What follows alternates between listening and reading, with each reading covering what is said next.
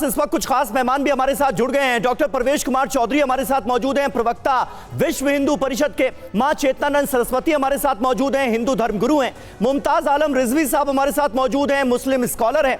अलीमुद्दीन असदी साहब हमारे साथ मौजूद हैं, मुस्लिम स्कॉलर हैं। 2 मेहमान स्टूडियो में, 2 मेहमान बाहर से हमारे साथ मौजूद हैं। प्रवेश जी, लेकिन सबसे पहला सवाल आपसे ही। देश की सबसे बड़ी अदालत ने इस तरह की याचिकाओं पर सुनवाई करने से फिलहाल रोक लगाई हुई है, उसके बावजूद भी इस तरह के मामले, इस तरह के केसेस रुकने का नाम नहीं ले रहे हैं। संघ प्रमुख मोहन भागवत ने भी हिदायत दी कि भाई हर मस्जिद के नीचे मंदिर तलाशने की कोशिश नहीं होनी चाहिए, सांप्रदायिक सौहार्द को बिगाड़ने की कोशिश नहीं होनी चाहिए। उसके बावजूद भी यह सिलसिला जारी है। आप कैसे देखते हैं अब ये नया मामला अलीगढ़ का?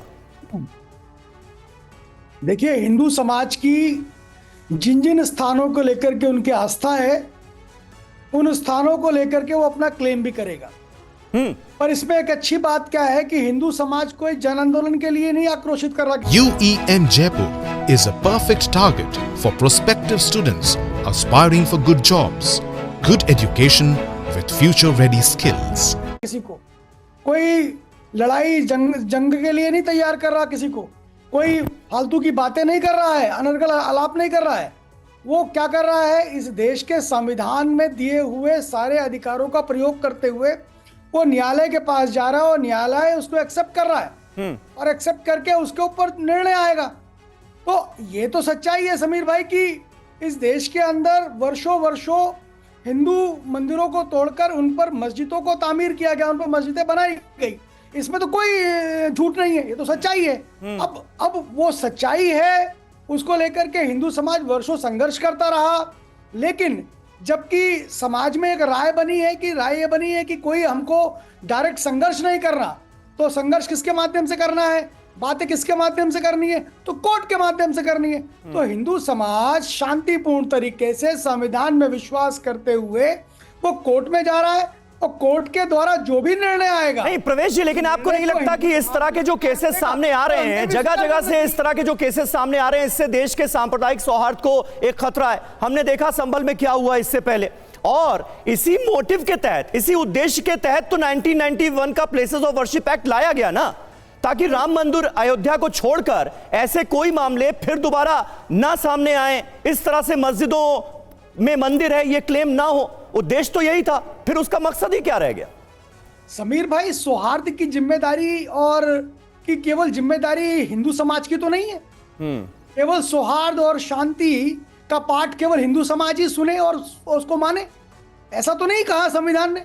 अगर हम कहते हैं कि संविधान यानी कि हमारा देश कहता है कि पंथ निरपेक्ष है, तो वो सभी के लिए है ना, उस पर सभी विश्वास करें ना।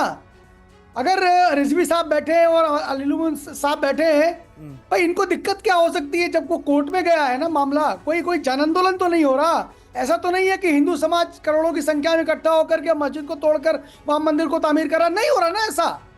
आप सोचिए ना। ठीक है भाई, ठीक है, चलिए इस पे जवाब ले लेते हैं। की बात, सौहार्द की बात हिंदू तो कर रहा है। इस पे उत्तर ले लेते हैं। मुमताज आलम रिजवी, सवाल यह है कि अदालत में जाना माहौल खराब करना कैसे? अभी आपने सुना, यही जवाब है। कैसे माहौल खराब होगा जब लोग सड़कों पे नहीं हैं, अदालत में अपनी मांग रख रहे हैं, अपनी याचिका दायर कर रहे हैं और अदालतें सुन भी रही हैं, एक्सेप्ट भी कर रही हैं उन याचिकाओं को? जी रवि जी शुक्रिया। सबसे पहले मैं 4 लाइन अभी खड़े मैंने लिखी है कि मोदी और योगी समझते क्यों नहीं, मोदी और योगी समझते क्यों नहीं, जख्म भरना काम है सरकार का, और खोदते फिरते हो भारत देश को, खोदते फिरते हो भारत देश को, कौन सा ये काम है उपकार का। ये जो बार बार डॉक्टर मोहन भागवत जो RSS की चीफ हैं वो कह रहे हैं, और जो समझदार लोग हैं वो सब समझ रहे हैं। और फिर सबसे बड़ी बात जिसका भी जिक्र किया गया, प्लेसेस ऑफ वर्शिप एक्ट 1991, उसकी बहस को पढ़िए, सिर्फ फैसले को नहीं, उस कानून को नहीं, उसको बहस को पढ़िए। बहस ही पूरी इसी पर हुई है कि जख्म भरने का काम किया जाए। ये जो जख्म है पुराने, इसको बार बार कुरेदा न जाए, नंबर 1। और यही बात आप देखेंगे जब बाबरी मस्जिद पे 5 रुकनी जजों का फैसला आया, जो आईनी माना जाता है, जो संवैधानिक पीठ, जब 5 जजों की सुप्रीम कोर्ट की, उसमें भी इसी बात का जिक्र किया गया कि अब पुरानी बातों को नहीं दोहराया जाएगा और पुराने जख्मों को जो है वो फिर से नहीं सामने लाया जाएगा। इसके बावजूद बार बार इसका जिक्र किया जा रहा है। और ये कि साहब हमारा हक है, हम बार बार जब ये बात कहते हैं कि हमें आज़ादी मिली है 15 अगस्त 1947 को और हमें संविधान मिला है 26 जनवरी 1950 को, और फिर 75 साल में हमें एक मजबूत डेमोक्रेसी मिली है, एक जमहूरियत मिली है, तो इसके जरिए हमें आगे बढ़ना है। रिजवी साहब जो वो कह रहे हैं उसका भी जवाब दीजिए कि वो कह रहे हैं माहौल कैसे खराब होगा, कौन करेगा खराब जब सब कुछ लीगल और कॉन्स्टिट्यूशनल फ्रेमवर्क में कोशिश की जाएगी। देखिए अगर किसी को आपत्ति है, किसी को भी कुछ भी कहना है, अगर वो अदालत के दरवाजे पे जाता है, अपनी याचिका दायर करता है, इससे माहौल कैसे खराब होगा और कौन अदालतों में जाने की वजह से माहौल को खराब बना सकता है? रवि जी, मैं यही बात कह रहा हूं कि अगर वो अदालत की बात कर रहे हैं तो हम भी तो संविधान की बात कर रहे हैं। हम कोई तलवार लेके तो निकल नहीं आए भाई। हम भी ये कह रहे हैं कि वही संविधान जो प्लेसेस ऑफ वर्शिप एक्ट 1991, क्या हम संविधान के दायरे से बाहर की बात कर रहे हैं कि भाई फिर इसका क्या फायदा है?